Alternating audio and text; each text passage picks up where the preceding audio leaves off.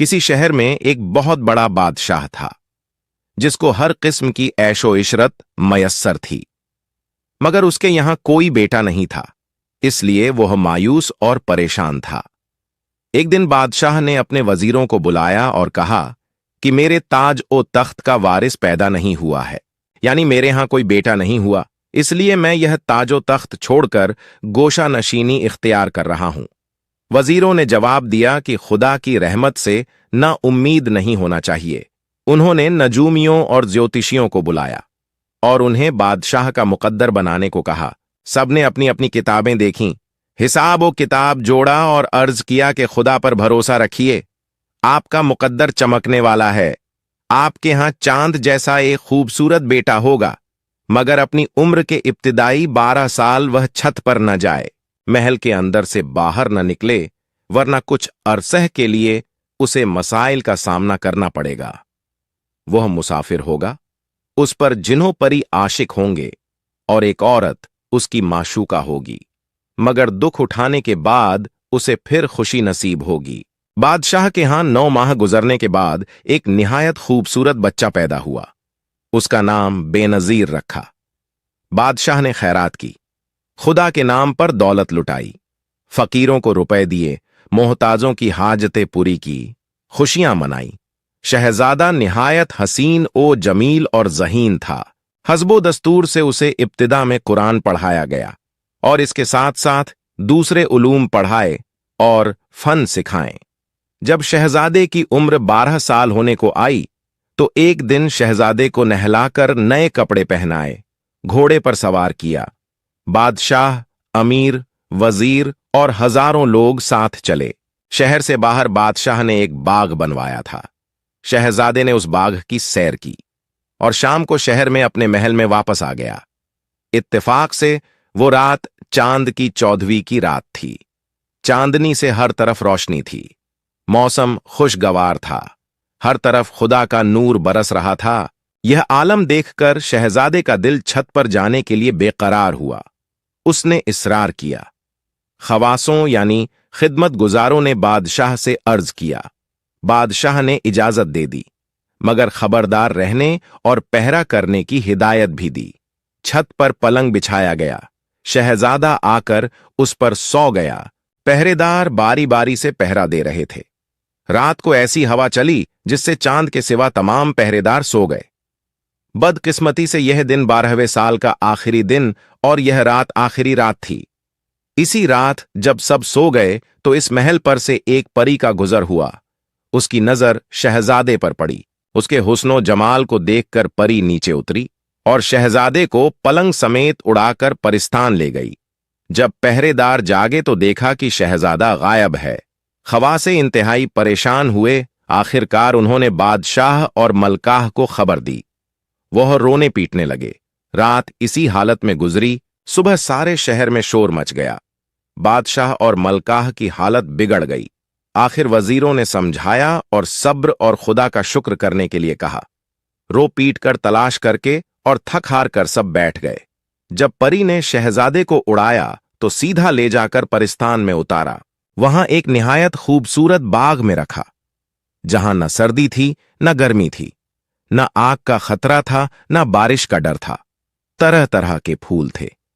इत्तेफाक से जब शहजादा जागा तो उसने अपने आप को एक अजनबी मुकाम पर और अजनबी लोगों में पाया। शहजादे को यह देखकर ताज्जुब हुआ। उसने देखा तो सिरहाने एक निहायत हसीनो जमील परी को खड़े पाया। शहजादे ने पूछा, तू कौन है और मुझे यहां कौन लाया है? परी ने जवाब दिया कि तेरे इश्क ने मुझे बेकरार किया है, इसलिए मैं तुझे उठाकर यहां ले आई हूं। अब यह घर मेरा नहीं तेरा है। मैं परी हूं और यह परिस्थान है। शहजादे ने मजबूर होकर हां में हां मिलाई। इस तरह शहजादा परिस्तान में रहने लगा। असल में वह हर वक्त परेशान और मायूस रहता था। परी का नाम माहरुख था और बाप से यह काम उसने पोशीदा तौर पर किया था।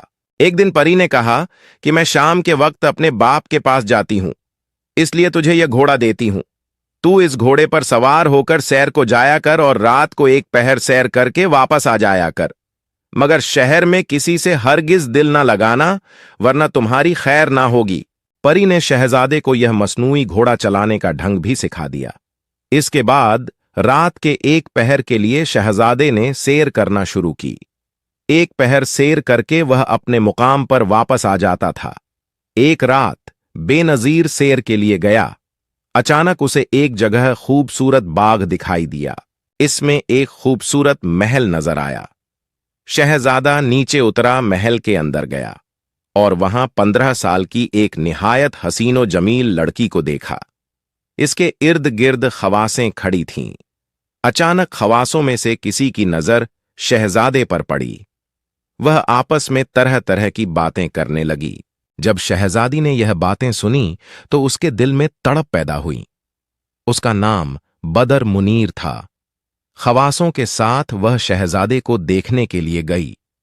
जब उसने बेनजीर को देखा तो दोनों एक दूसरे पर आशिक हो गए और एक दूसरे का हुस्न देखकर दोनों बेहोश हो गए।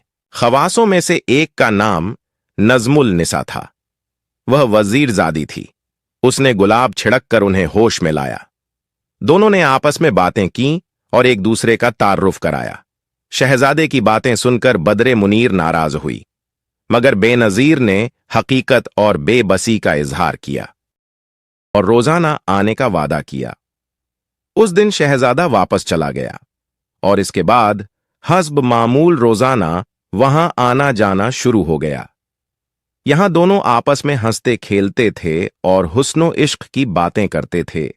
एक दिन शहजादे को इस हालत में किसी देव ने देखा और जाकर माहरुख परी को बता दिया। यह सुनकर माहरुख परी को बहुत गुस्सा आया। उसने देवों को हुक्म दिया और देवों ने शहजादे को एक सहरा में ले जाकर कोहे काफ के रास्ते में पड़ने वाले कुएं चाह अलम में डाल दिया और ऊपर एक बहुत बड़ा पत्थर रख दिया और देवों को पहरे पर खड़ा कर दिया। उधर जब बेनजीर बदरे मुनीर के पास कई दिनों तक ना आया तो वह सख्त गमगीन और बेकरार हो गई। रो रो कर उसका बुरा हाल हो गया। वह अपने होशो हवास खो बैठी। उसको खाने पीने, पहनने और हार सिंगार करने का होश ना रहा। बदर मुनीर का यह हाल देखकर वजीरजादी नजमुल निसा ने कहा कि परदेसियों से इस तरह दिल लगाना अच्छा नहीं होता। हो सकता है शहजादा आपको धोखा दे गया हो। बदरे मुनीर ने जवाब दिया कि खुदा ही जानता है, मगर मुझे यकीन है कि शहजादा धोखेबाज नहीं है। अलबत्ता यह मुमकिन है कि परी को इस बात का इल्म हो गया हो और उसने शहजादे को कहीं कैद कर दिया हो। बदरे मुनीर की बेताबी देखकर नजमुल निसा ने अपना लिबास तब्दील किया।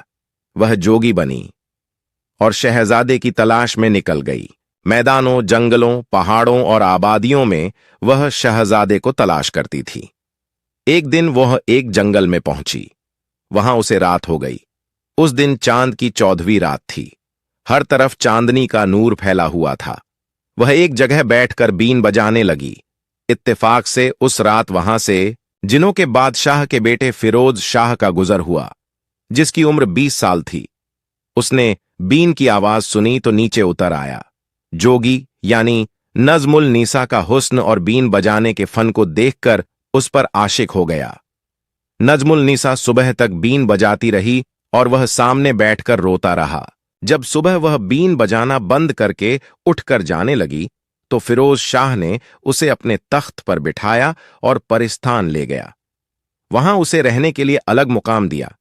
किसी न किसी काम के बहाने वह हर रोज जोगी नजमुल निसा के पास आता था और उससे बीन सुन सुनकर रोता था। आखिर आजिज होकर उसने परी से अपना इश्क बयान किया।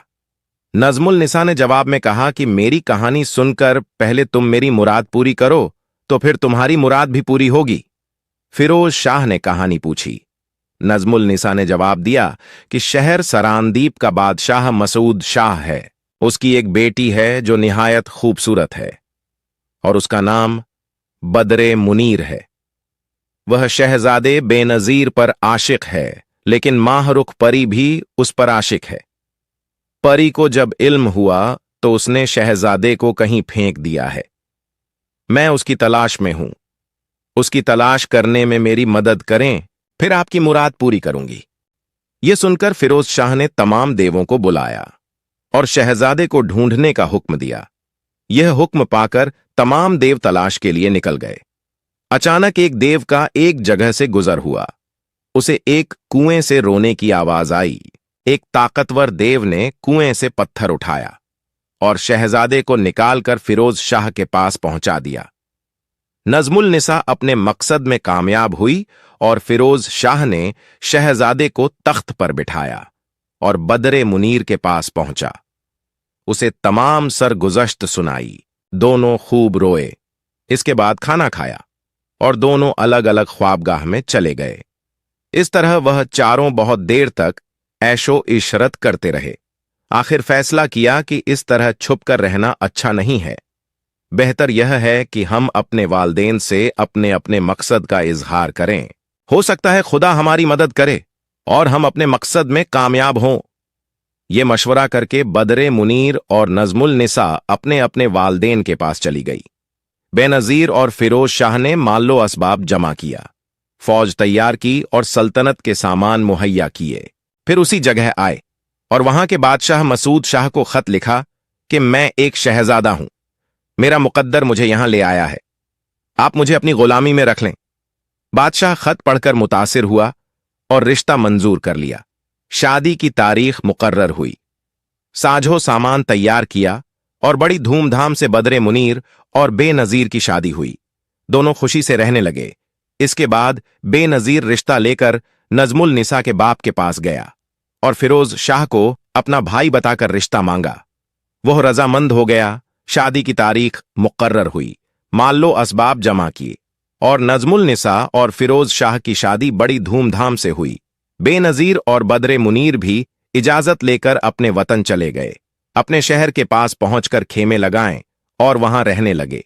लोगों ने उनसे दरियाफ्त किया तो मालूम हुआ कि जो शहजादा गायब हुआ था वह आ गया है। यह सुनकर मां बाप नंगे पांव आए, बेटे को गले से लगाया और खूब रोए। फिर बेनजीर और बदरे मुनीर को अपने महल में ले गए। खुदा का शुक्र अदा किया और खुशियां मनाई। घर में रौनक हो गई। मां बाप की ख्वाहिश थी कि बेनजीर की शादी अपने हाथों से करें, इसलिए उन्होंने बेनजीर और बदरे मुनीर की शादी दोबारा कराई और खुशियां मनाई। खुदा का शुक्र अदा किया। इस तरह बिछड़े हुए मिले और उजड़ा हुआ बाग खुदा के फजल से फिर से हरा भरा हो गया।